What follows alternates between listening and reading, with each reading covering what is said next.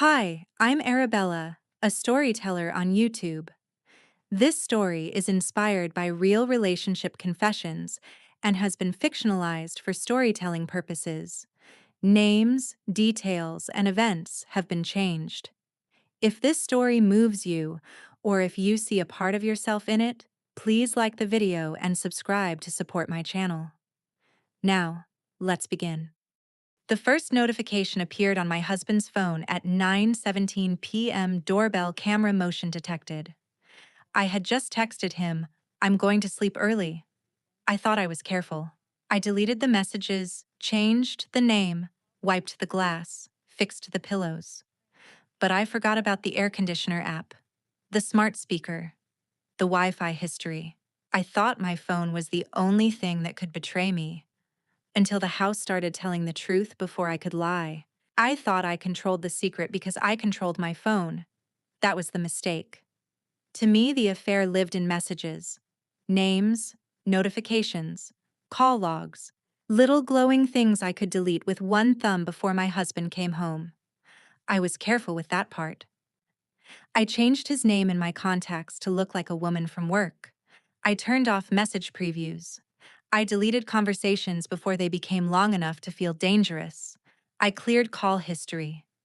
I checked my screen brightness in bed like guilt could be managed if the light was low enough. And because my husband never grabbed my phone, I told myself I was safe. He trusted me. That should have stopped me. Instead, I used it. Our house was full of smart devices because he loved anything that made life easier. The doorbell camera was for packages. The air conditioner app was for saving electricity. The smart speaker was for music while we cooked. The router kept track of devices because he said it helped when the Wi-Fi acted up. Normal things, helpful things, marriage things. I never looked at any of them like witnesses. Why would I? A camera did not know what betrayal was. An app did not care who was in the bedroom. A speaker could not feel sorry for my husband. So I focused on the only thing I thought could expose me: my phone. I protected it like it was the whole crime scene. I did not realize the crime scene was bigger than that. It was the front door, the temperature in the room, the music that started when I said I was asleep, the unknown device connected to our Wi-Fi while my husband was working late.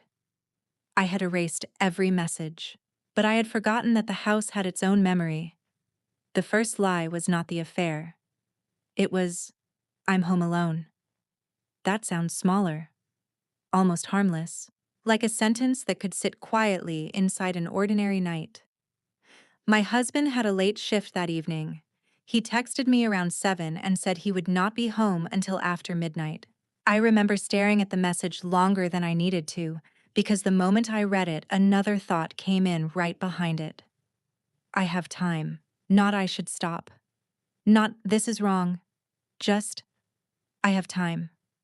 That is how far I had already gone. I told him I was tired. I said I might shower, watch something for a bit, and sleep early. He replied with a heart. Then drive safe if you go anywhere. That should have hurt. It should have made me put the phone down and remember who he was. Instead, I used his trust as part of the plan. There was no hotel receipt to hide that night. No restaurant table. No parking lot. No place where someone might recognize me.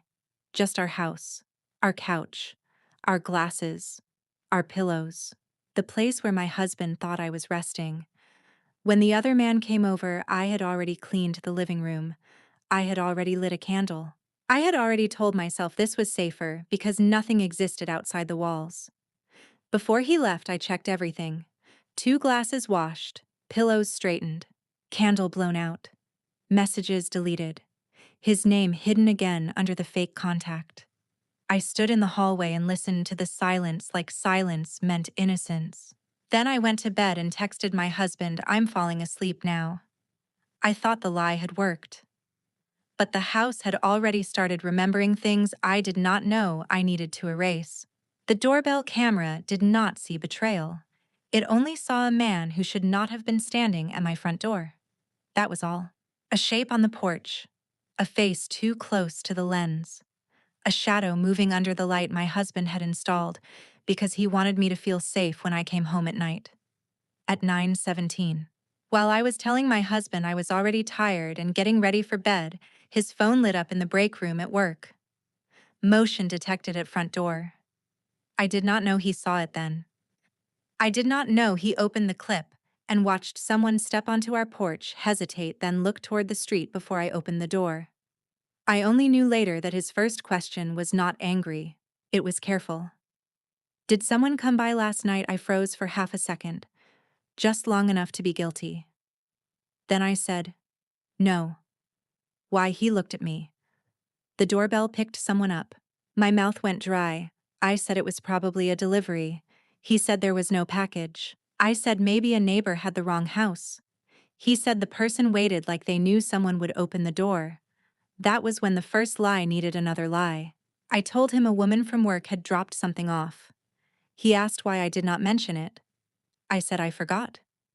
Forgot. As if someone appearing at our front door at night was the kind of thing a person forgets. He did not argue. That scared me more.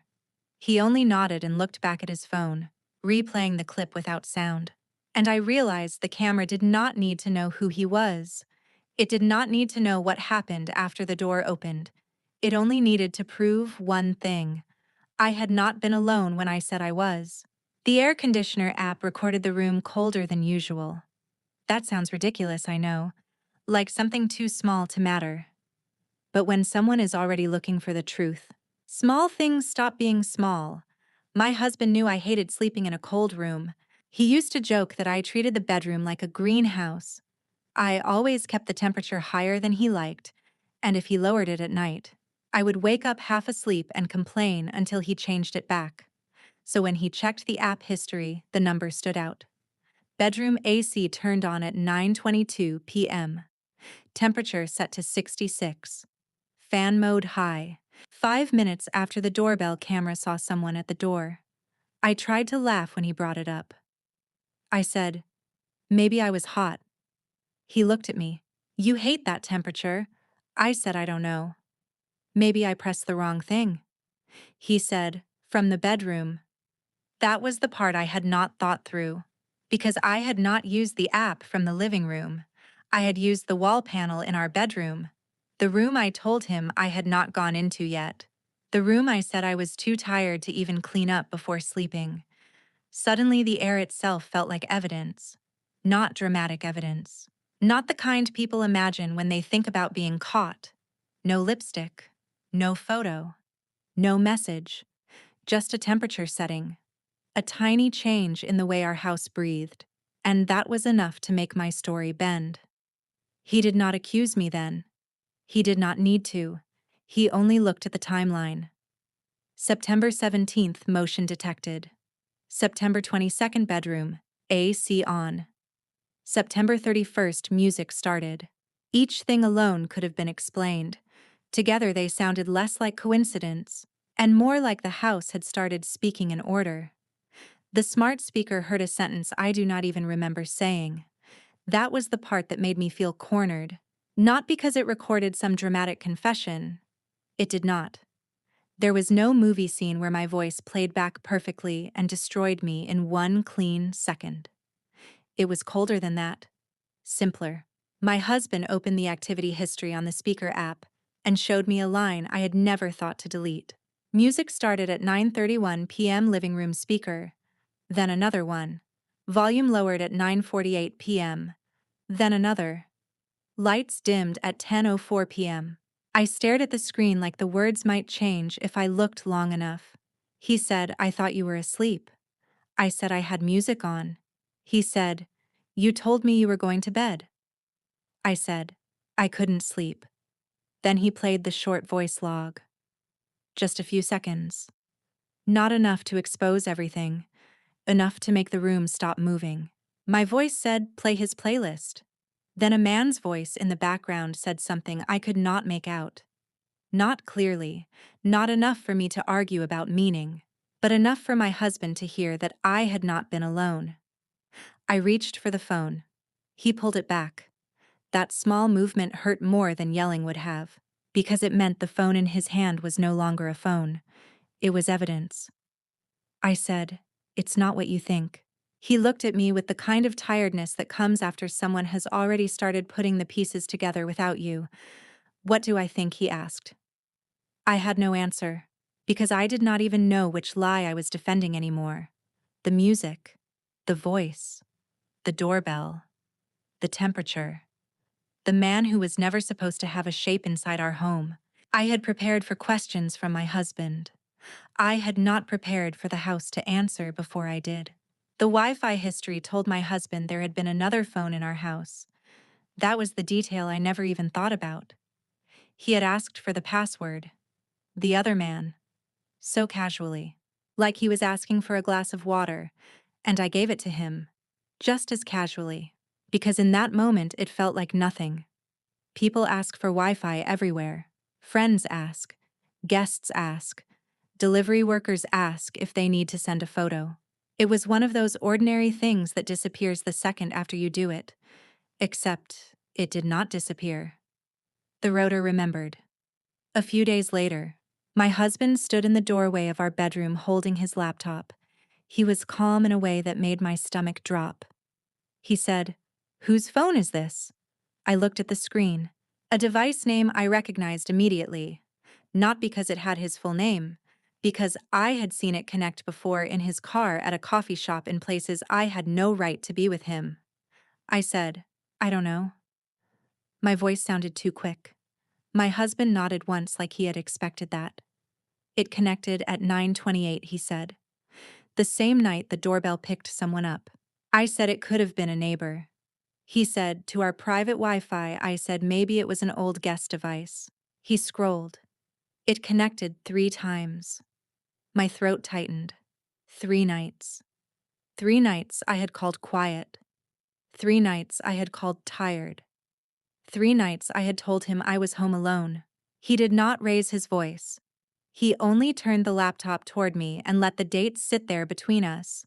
Doorbell motion, bedroom air conditioner, living room speaker. Unknown phone connected.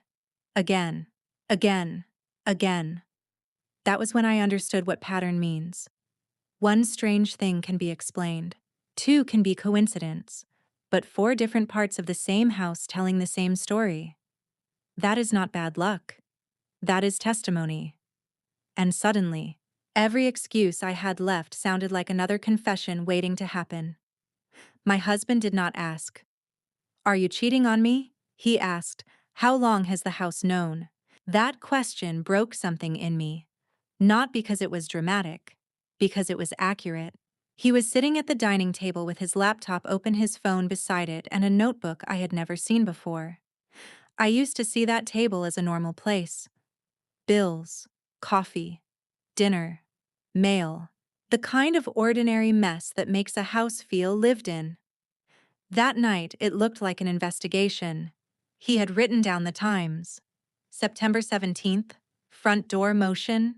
September 22nd, bedroom air conditioner. September 28th, unknown device connected. 9:31 music started. 9:48 volume lowered. 10:04 lights dimmed. And next to all of that, my text, "I'm going to sleep early." I stared at the page. Then I did what guilty people do when the truth is already sitting in front of them. I tried to make it smaller. I said, "You're overthinking this." He looked at me. I said, "Those apps glitch all the time." He did not blink. I said, "I can explain." That was when he finally leaned back. "Then explain it without calling every device in this house a liar." I opened my mouth. Nothing came out, because that was exactly what I had been trying to do. The doorbell was wrong. The thermostat was wrong. The speaker was wrong. The router was wrong. The timeline was wrong. Everything was wrong except me. That was the story I needed him to believe. But he was not asking for a story anymore. He was looking at data because I had made my voice impossible to trust. He tapped the notebook once. "Did he come here?" I looked down, and in that silence I think he got the answer before I said anything. Not from me. From the house. From every quiet machine I had ignored. From every little record I had not thought to erase. I had deleted the messages, but I could not delete the night. At first, I blamed the technology. That was easier. I told myself the camera was too sensitive. The app saved too much. The speaker should not have kept a history. The router should not have remembered every device that touched our Wi-Fi. I was angry at machines. That is almost funny now. I was angry at the doorbell for seeing a man stand on our porch. I was angry at the air conditioner for remembering the room got colder. I was angry at the speaker for keeping a line of activity I did not know existed. I was angry at the Wi-Fi for proving someone else had been inside our home. But none of those things betrayed me. They only recorded the shape of what I had already done. The real problem was not that our house was smart. The real problem was that I had made our home into a place where my husband needed evidence. That is what I understand now.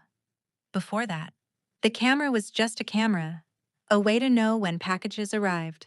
The air conditioner app was just something we used to save money. The speaker was where we played music while cooking dinner. The Wi-Fi was invisible, ordinary, boring.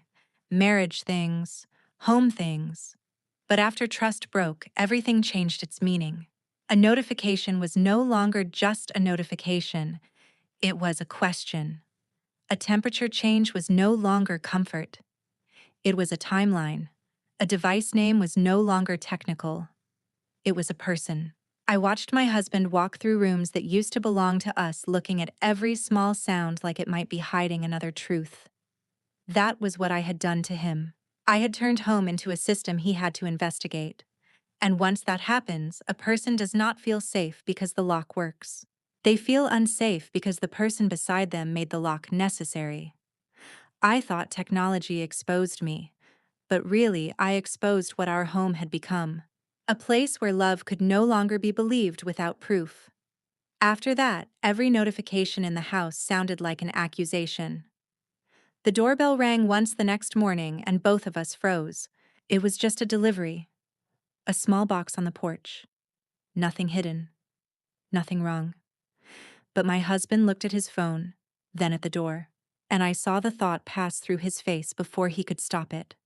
What else has this house seen? That is what betrayal does.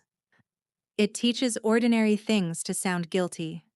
The air conditioner turned on that afternoon and I heard the little chime from the app.